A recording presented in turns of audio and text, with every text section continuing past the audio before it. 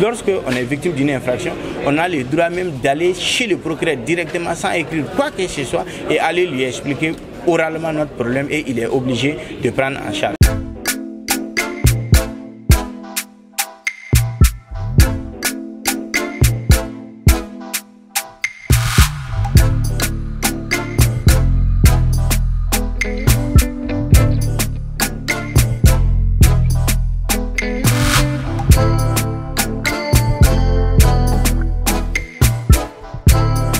L'ENF est un réseau de la citoyenneté et surtout de la jeunesse.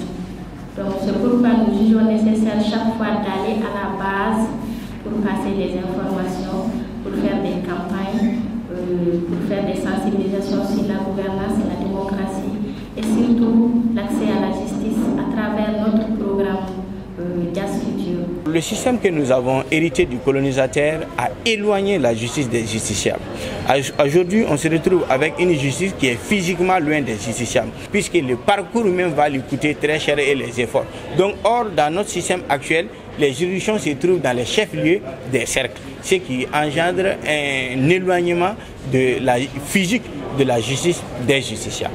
Et cet éloignement physique a des conséquences économiques.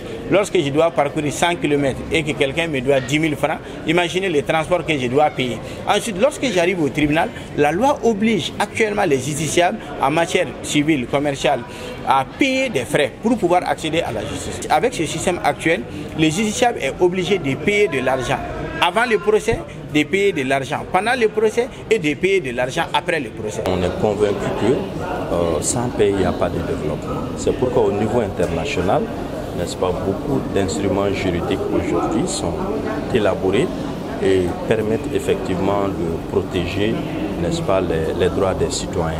Si nous venons au niveau national aussi, nous avons la loi fondamentale au Mali, qui est la Constitution du 25 février 1992 et qui effectivement contient beaucoup de dispositions, n'est-ce pas, qui protègent les droits des citoyens. L'objectif aujourd'hui de cette rencontre, c'était effectivement de mettre en relief, en lumière, n'est-ce pas, les instruments juridiques, n'est-ce pas, qui permettent de protéger les droits des citoyens. En tant que jeune, quand tu viens dans ce genre d'initiative, non seulement tu vas comprendre, et même si ça ne reste que connaître ses droits. Parce que si on arrive à connaître ses droits, on pourra s'imprégner et faire quelque chose. Ça, c'est dans un premier temps.